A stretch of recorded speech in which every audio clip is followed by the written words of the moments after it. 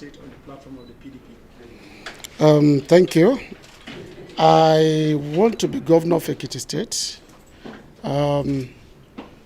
because by the grace of God, I grew up in Ekiti State, and the unique experience of my upbringing in Ekiti State has always drawn me back to Ekiti. Even when I was in the uni, when I was working, even most of the times I was abroad. Anytime I'm in Nigeria, I spend 90% of my time in Nigeria, in Ekiti State. I know my people and my state inside out.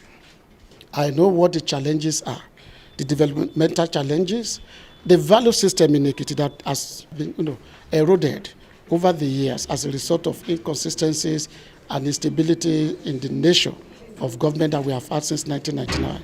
And I've chosen the platform of the PDP because to me, this is the only party in Nigeria that still operates on the solid foundation, like I said earlier, solid foundation of openness, equity, and fair play. So that speaks about my story. And I've been a member of PDP for years. So I'm here, I'm comfortable in PDP. Yeah, talking about infrastructural development. Yeah.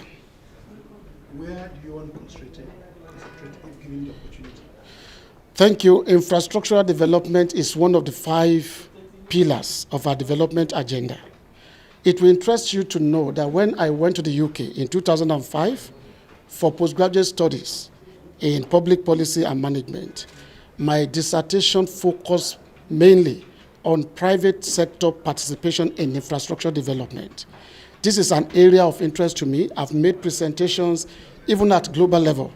In 2014 precisely, when the engineers in Nigeria hosted the World Engineering Conference, I was one of the speakers, and I made presentation on the role of banks in economic integration and sustainable infrastructure development in Africa.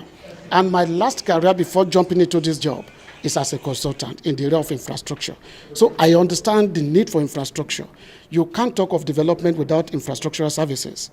And unfortunately, we have had people in government who approach infrastructure as an entity. You need to understand how to break infrastructure down into different components.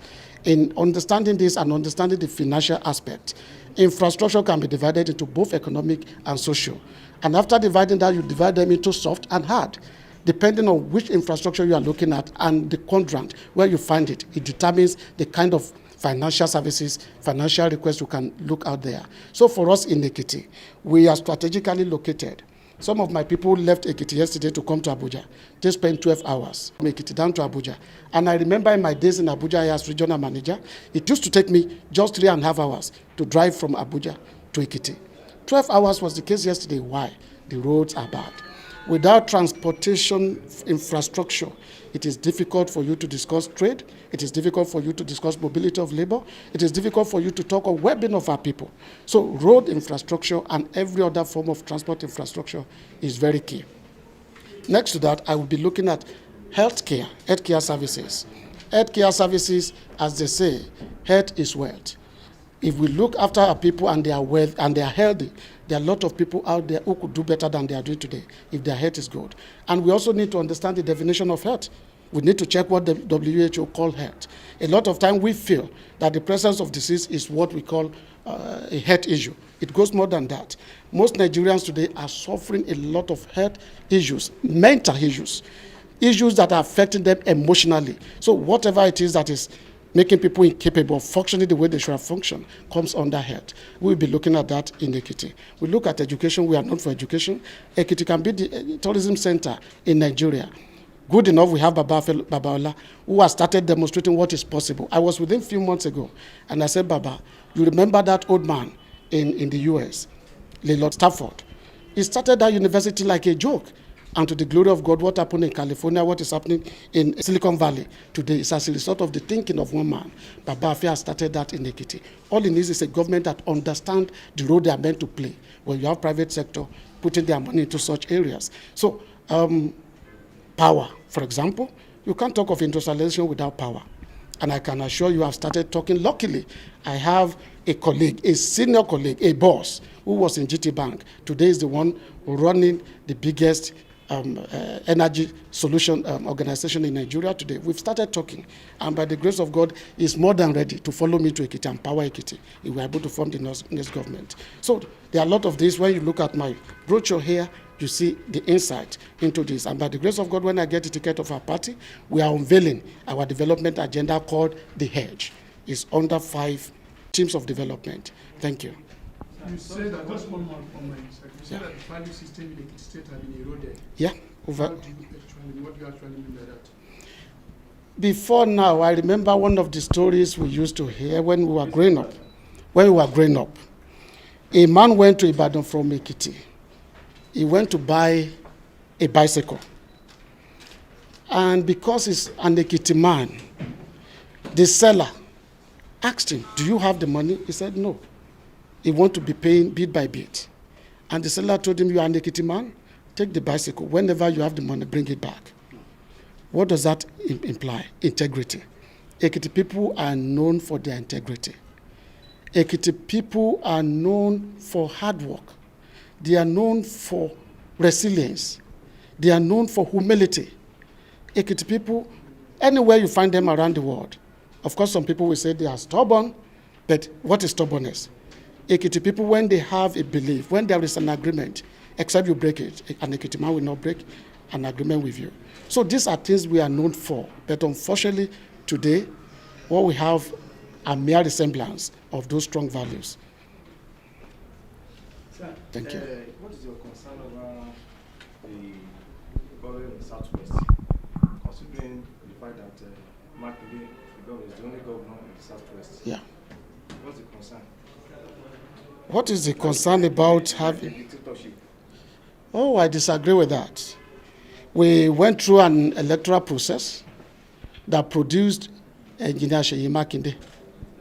As a party, I'm sure we have learned 1 or 2 lessons about why we lost some of the elections we lost. So it is not something you can trace to Engineer Seyi Makinde or any particular leader. Ekiti remains a PDP state. The numerical strength of PDP is always enough to win elections for us. But because most of the time we struggle to go into elections as a united team, that is why it has been difficult. The same thing in Osun. The last election in Osun in 2018, everybody in Nigeria remember what happened. It was a PDP victory, but it was hijacked, or let me say kidnapped. So Engineer Seyi Makinde is doing a lot right now to have brothers and sisters from the other states that will join him in managing the affairs of our party in Southwest. And I will commend them for the efforts. He's been doing very wonderfully well. Yesterday, your party selected a former Senate President of Abuja as consensus national chairmanship candidate. Yeah. Is it that the party is afraid of election, or they don't want the young to grow? What's your reaction to that? Before this time, I've carried out very extensive study of democracies around the world, particularly where democracy is working for the people. I am telling you, PDP is the only party in Nigeria that is showing the knowledge of the best practice around the globe. Consensus is the most authentic, most acceptable way of getting leaders. Before consensus, you have party leaders. And I said this, anybody wants to quote America, we say, leaders in Nigeria are too authoritative, this and that. It is not the case. The democratic journey is a long one. That was how it started in the America that we are copying today. Leaders will always have their say. They will always meet. They will always think of the best interest of the party. And this is exactly what has been demonstrated with the emergence of Senator Yosha Ayu. It is a sign of leadership, sign of understanding, sign of love, sign of willingness to bring this party together. And for me, if that is replicated in the Ekiti State, I'd be a happy person for it. Because we know ourselves. Our leaders, they know us. Right now, I think we are about 15 that have picked up this form. Is it difficult for the 15 of us to sit down together if truly it is our agenda and nothing more? For us to speak the truth to ourselves?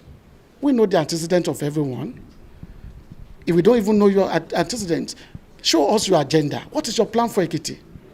And it is so easy for us to create the necessary template where the leaders can do the markings. And at the end of the day, agree on somebody who they believe, not only the person that can win for the party, but the person that can actually take Ekiti forward. Because it is by doing well as a government that you can keep sustaining your relevance and your popularity wherever you are elected, into leadership positions. So consensus for me, it is a thumb up. Thank you.